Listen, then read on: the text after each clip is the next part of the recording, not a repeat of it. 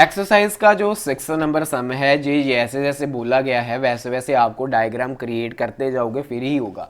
इसमें उन्होंने बोला है कि a 1.5 metre tall boy is standing at some distance from a 30 metre tall building. ये आप देख सकते हो, ये मैंने बिल्डिंग 30 मीटर की क्रिएट कर रखी है। इसके सामने एक लड़का खड़ा है 1.5 मीटर जो लंबा है। तो आप देख सकते हो ये जो है ये मैन की हाइट है, ठीक है, 1.5 मीटर है, और वो बिल्डिंग के सामने खड़ा है। तो ये बिल्डिंग 30 मीटर की मैंने बिल्डिंग क्रिएट कर रखी है। मतलब कि अब जो बिल्डिंग है अगर उसका डिस्टेंस हम इसके आर्क से देखते हैं, इसकी आर्क से डिस्टेंस देखते हैं तो मतलब कुछ कम होगा। तो ये मतलब यहाँ से लेके यहाँ तक का जो डिस्टेंस है वो कुछ और होगा। वो क्या होगा, जब हम 30 मीटर से 1.5 मीटर अलग कर देंगे तो वो डिस्टेंस हमें पता चलेगा। ये तो बाद में करते हैं। उन्होंने बोला है कि the angle of evaluation from his eye, इसकी आई से, मतलब ये इसकी आई है ना, अब यहाँ से आई है इसकी आई से, to the top of the building increasing from 30 degree to 60 degree as he walk toward the building. सबसे पहले तो ये बोला कि जो बिल्डिंग का ऊपर जो बिल्डिंग का एंगल है उसकी आई से वो कितना है, 30 मीटर का है। तो सबसे पहले ये बना देते हैं, ये बिल्डिंग से इसकी आग का जो एंगल है वो कितना है, 30 मीटर है, सॉरी 30 डिग्री है। तो ये बन गया। उसके बाद उन्होंने बोला कि आदमी थोड़ा सा आगे आता है, मतलब कुछ आगे आता है, ये नहीं मालूम कितना आता है।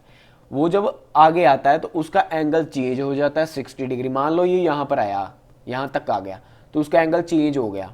तो एंगल उसका चेंज हो गया, कितना हो गया, 60 डिग्री हुआ है। तो मतलब यहाँ पर कितना हो गया, 60 डिग्री हुआ है। तो लिखते हैं अब क्या कुछ हुआ है कि जब वो पहले था जहाँ पर खड़ा हुआ था उसका एंगल कितना था, 30 डिग्री, तो ये हो गया 30 डिग्री।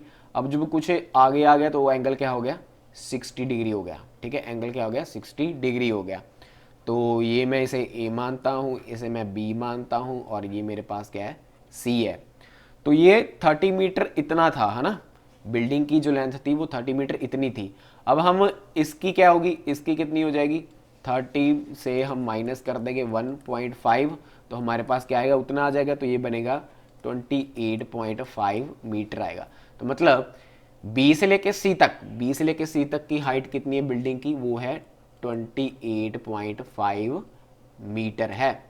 पूछा क्या है, find the distance he walk toward the building. Okay, हमने ये डिस्टेंस निकालना है कि वो कितना आगे आया है, ये डिस्टेंस निकालना है कि वो आदमी कितना आगे आया है। तो चलिए इसको सॉल्व करने के लिए, मतलब वो कितना है मैं लेट कर लेता हूँ कि मान लीजिए वो आगे आया है x। तो चलो अब निकालते हैं। तो सबसे पहले बात कर लेते हैं इस एंगल की, 60 डिग्री वाले एंगल की कर रहे हैं। तो ये हमारे पास ए बी सी, और ये इसे मान लेते हैं, चलो हम डी मान लेते हैं। ठीक है, इसे हमने मान लिया, डी मान लिया। तो सबसे पहले बात कर लेते हैं ट्रायंगल जो बन रही है वो बन रही है बी सी डी की, बी सी और डी की। अब यहाँ पर देखो हमने रिलेशन निकालना है परपेंडिकुलर और बेस के, हाइपोटेनियस की कोई तो बात ही नहीं है। ठीक है, कोई बात नहीं ना हो रही हाइपोटेनियस की। तो रिलेशन किसके बीच के चल रहे हैं, रिलेशन चल रहे हैं परपेंडिकुलर ओवर बेस के। तो ये किस क्या होता है, टेन थीटे का होता है। ठीक है, अब थीटा हमारा क्या है, 60 डिग्री। परपेंडिकुलर इस ट्रायंगल के अकॉर्डिंग, बी सी डी ये वाली ट्रायंगल की बात हो रही है ना, इसके अकॉर्डिंग जो हमारा परपेंडिकुलर है वो क्या है, बी सी। तो वो निकाला है 28.5। बेस कितना है इसके अकॉर्डिंग, बेस नहीं मालूम तो वो लिखते हैं बी से लेके डी, है ना, बी से लेके डी। तो tan 60 डिग्री। अब tan 60 की वैल्यू हमें मालूम है, टेबल पर जाकर देखो कितना होता है, √3। तो ये बना 28.5 ओवर बी डी। तो नीचे 1 लगाते हैं, क्रॉस मल्टीप्लाई किया, ये हमारे पास बना B D is equal to, ये बना 28.5 ओवर √3। तो मतलब बी से लेके डी तक का जो डिस्टेंस है वो कितना हमारे पास, 28.5 ओवर √3 है। तो चलिए अब बड़ी की ट्रायंगल बात कर लेते हैं। बड़ी वाली ट्रायंगल क्या है, ट्रायंगल है ए बी सी, उसकी बात कर लेते हैं। अब बड़ी वाली ट्रायंगल है वो है ट्रायंगल ए बी सी। तो रिलेशन तो वही perpendicular over base is equal to tan theta. अब थीटा हमारे पास अब क्या है, यहाँ पर 30 डिग्री है, यानी tan 30 डिग्री। इसके अकॉर्डिंग परपेंडिकुलर तो वही है, यही है ना, परपेंडिकुलर तो वही है, कितना है 28.5 ओवर बेस। अब बेस इसके अकॉर्डिंग क्या है, ये है सारा इसके अकॉर्डिंग है ना बेस, तो ये सभी लिखना पड़ेगा। ये हमारे पास क्या है x plus 28.5 over under root 3, ठीक है। तो tan 30 की वैल्यू फिल करें, यहाँ पर यही आ जाएगा 28.5 over x plus 28.5 over under root 3 is equal to tan 30 table पर देखो वो कितना होता है 1 ओवर अंडर रूट 3 होता है। तो नीचे एलसीएम कर लेते हैं अब पहले, ठीक है। नीचे एलसीएम किया, ये बना 28.5 ओवर ये बना under root 3x plus 28.5 over under root 3 is equal to इधर क्या चल रहा है 1 ओवर अंडर रूट 3 चल रहा है। तो अब क्रॉस मल्टीप्लाई करते हैं, इसकी इसके साथ और इसकी इसके साथ। तो अंडर रूट 3 की इसके साथ कीजिए, बना 28.5 अंडर रूट 3 और इधर इसकी की ये बना under root 3x plus 28.5 over under root 3 बना। अब फिर से इसकी क्रॉस मल्टीप्लाई करते हैं, ये बना 28.5 under root 3 multiple under root 3 is equal to under root 3x plus 28.5।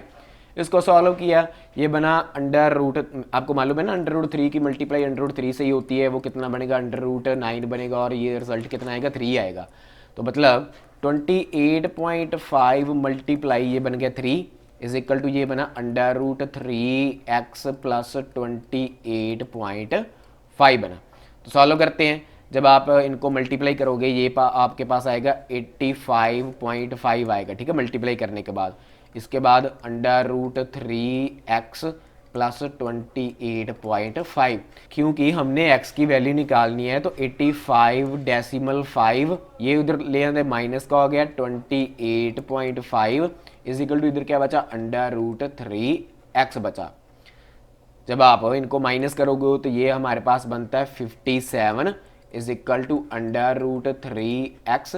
तो x की जो वैल्यू है वो कितनी आ गई है 57 ओवर अंडर रूट 3 आई है। क्योंकि ट्रिग्नोमेट्री में हमें नीचे अंडर रूट नहीं चाहिए, तो अंडर रूट 3 से मल्टीप्लाई अंडर रूट 3 से डिवाइड, मल्टीप्लाई करेंगे तो x is equal to 57 under root 3 over under root 3 की होल स्केयर। तो ये मैं लिख ही देता हूँ, चलो अंडर रूट 3 की होल स्केयर, तो ये स्केयर से अंडर रूट कैंसिल हुआ और ये 3 से ये कट हुआ 90 पर। सो x की जो वैल्यू है वो कितनी आ गई हमारे पास 90 अंडर रूट 3 मीटर आई है। तो x की वैल्यू कितनी आ गई 90 अंडर रूट 3 मीटर आई है।